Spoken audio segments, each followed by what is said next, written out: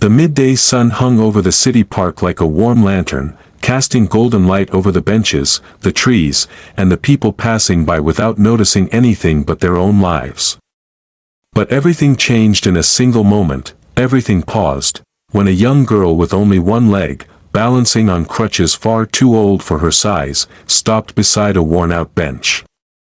Her eyes searched the seat with a shy kind of longing, the type children shouldn't have to learn so young. A man sat on one end, his head low, his shoulders heavy, the weight of life pressing down on him like invisible stones. What happened next would reshape both of them in ways they could never have imagined. That if you believe kindness and second chances can still change this world, then please like, comment, share, and subscribe to the Story Grid to help these powerful stories reach more hearts. The man, Arlen, was a single father trying his best in a world that seemed determined to break him. The last few months had been nothing but storms. He had lost his job, bills were piling up like a mountain he could never climb, and the fear of not being enough for his 5-year-old son, Rowan, haunted him constantly. On that bench, he had been silently rehearsing what he would tell his landlord, knowing well that excuses couldn't pay rent.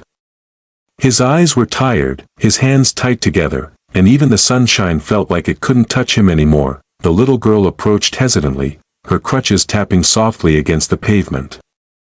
Her name was Seraphine, though most people didn't care enough to ask. She had learned to move through life by blending in, staying quiet, taking up as little space as possible. But at that moment, her leg was hurting, her arms were trembling from carrying herself all morning, and she just needed to sit for a few minutes. She looked at Arlen with a mixture of hope and apology, as though asking for a seat was asking too much from the world. It broke something inside him, something he didn't realize had been fragile all along. That he shifted immediately, creating space for her, but what happened inside him went deeper than a simple act of kindness. The moment Seraphine lowered herself gently onto the bench, he realized how harsh he had been with himself lately. He thought his struggles made him weak, but here was a brave little girl facing a challenge far greater than his, and yet she carried herself with quiet strength. Watching her settle in, adjusting her crutches, smoothing her faded dress, Arlen felt a sudden stillness wash over him. Seraphine sat silently for a while, staring at the playground where other kids were laughing, running, climbing, things she remembered but couldn't do anymore. She blinked rapidly, trying not to cry.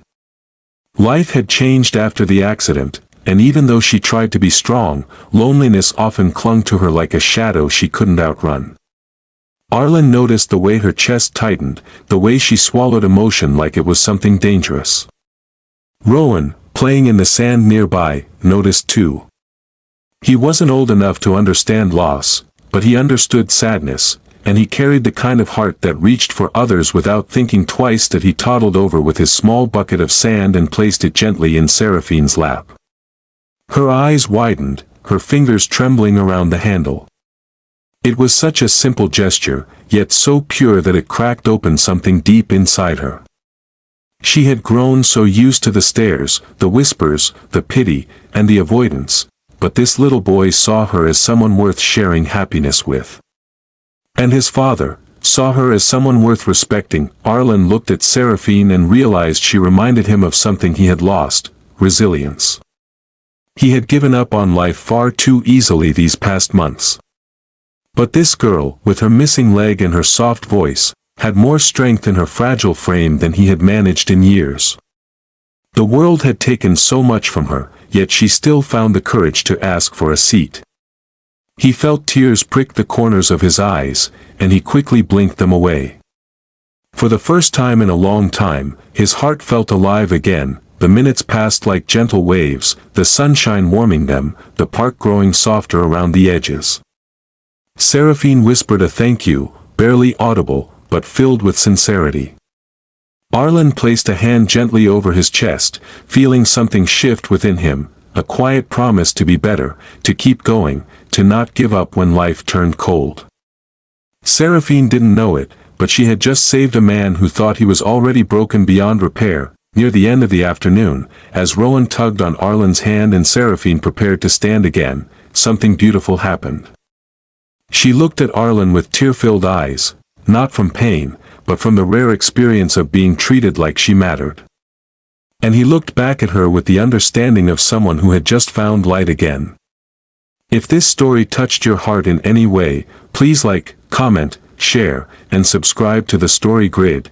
Your engagement helps us continue creating stories that heal, inspire, and remind people of the good still left in this world.